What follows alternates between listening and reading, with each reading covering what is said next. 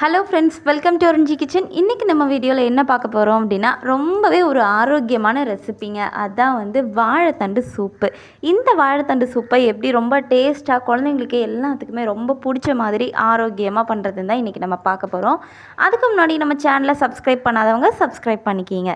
First நான் வாழைத்தண்டை நல்லா கழுவி எடுத்து வச்சுக்கிட்டேன், சின்ன சின்னதாக கட் பண்ணி. அதுக்கப்புறம் ஒரு 5-6 சின்ன வெங்காயம், ஒரு 4-5 பூண்டு, 1 ஸ்பூன் ஜீரகம், 1 ஸ்பூன் குருமிளகு, கொஞ்சமாக கருவேப்பிலை, ஒரு தக்காளி பழம் குட்டி குட்டியாக நறுக்கினது, இதெல்லாமே நம்ம எடுத்து வச்சுக்கலாம். ஃபஸ்ட்டு வாழைத்தண்டு வந்து கருத்து போகாமல் இருக்கிறதுக்கு உடனே கட் பண்ணி தண்ணியில் போட்டுருங்க. அது கூட நீங்கள் வந்து என்ன பண்ணுறீங்க அப்படின்னா, 1 ஸ்பூன் அளவுக்கு தயிர் இல்லைன்னா மோர் ஏதாவது சேர்த்துக்கிட்டீங்க அப்படின்னா அந்த வாழைத்தண்டு வந்து கருத்து போகாமல் அப்படியே நல்லா ஒயிட் கலராகவே இருக்கும். இதுக்காக தான் வந்து இந்த டிப்ஸை நம்ம ஃபாலோ பண்ணுறது. இல்லைன்னா சாதம் வடித்த தண்ணி இருந்துச்சு அப்படின்னா அதையும் நீங்கள் சேர்த்துக்கலாம். இல்லைன்னா பழைய சாதம் தண்ணியும் கூட நீங்கள் இதில் சேர்த்துக்கிட்டீங்க அப்படின்னா எல்லாமே 1 ஸ்பூன் தான் சேர்க்கணும். அப்படி சேர்த்துக்கிட்டிங்கனாலும் கலர் மாறாமல் இருக்கும்.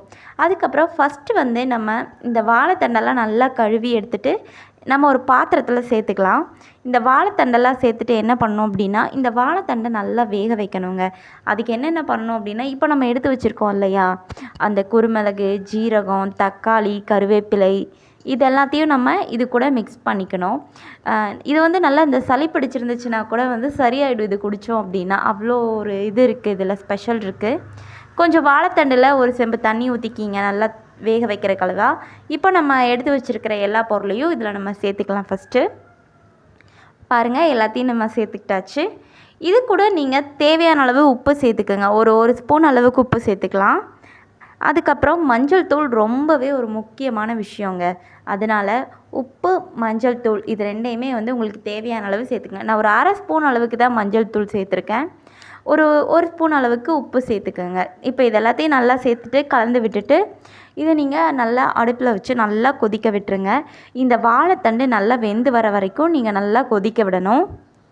பாருங்கள், இதை நல்லா கலந்து விட்டாச்சு. இது நல்லா கொதித்து வரட்டும். ஃபஸ்ட்டு இதை அடுப்பில் வச்சுட்டு தண்ணி வந்து நான் இது வேகிற கலவாக நீங்கள் ஊற்றிக்கிங்க. இல்லை உங்களுக்கு சூப் எவ்வளோ தேவையோ அந்தளவு கூட நீங்கள் தண்ணி ஊற்றிக்கலாம், ஒன்றும் பிரச்சனை இல்லை.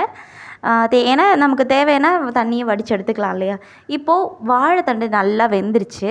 இப்போ இதை ஒரு தனியாக ஒரு பிளேட்டுக்கு மாற்றிடலாம். இந்த மாதிரி நல்லா வேகிற அளவுக்கு நீங்கள் வாழைத்தண்டை நல்லா வேக வச்சிடணும். குறைஞ்சது ஒரு 5 நிமிஷத்துலேருந்து 4 நிமிஷம் வரைக்காவது நீங்கள் இந்த வாழைத்தண்டை வேக விடணும். இப்போது இந்த வாழைத்தண்டை எடுத்து நல்லா ஆற வச்சுட்டேன். இது எல்லாத்தையும் நான் எடுத்து அரைக்க போகிறதில்ல, கொஞ்சமாக வந்து எடுத்து வச்சிட போகிறேன்.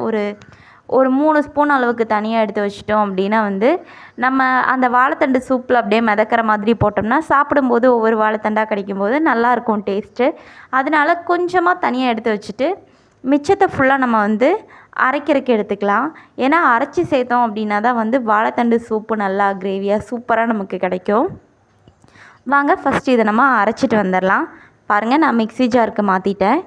இப்போது இதில் இந்த அளவுக்கு மட்டும் நான் அந்த வாழைத்தண்டை மிதக்க விடுற அளவுக்கு கொஞ்சம் எடுத்து வச்சுட்டேன், பார்த்துக்குங்க. இப்போ இதை நீங்கள் நல்லா ஒரு ஃபைன் பேஸ்ட்டாக அரைச்சிருங்க. பாருங்கள், அரைச்சாச்சு. இப்போ இந்த வாழைத்தண்டை ஃபுல்லாக நம்ம அரைச்சி எடுத்துட்டோம். அடுத்து நம்ம இந்த வாழைத்தண்டை வடித்த தண்ணி இருக்குது இல்லையா, அந்த வேக வச்ச தண்ணி மிச்சம் இருக்குது. அதுலேயே நம்ம இந்த அரைச்செடுத்த வாழைத்தண்டை வந்து சேர்த்துக்க போகிறோம். பாருங்கள், வாழைத்தண்டை சேர்த்தாச்சு. இப்போ இதை நீங்கள் நல்லா கலந்து விட்டுருங்க. நல்லா கலந்து விட்டுட்டு இதில் நீங்கள் கொஞ்சம் தண்ணி ஊற்றிக்கிங்க.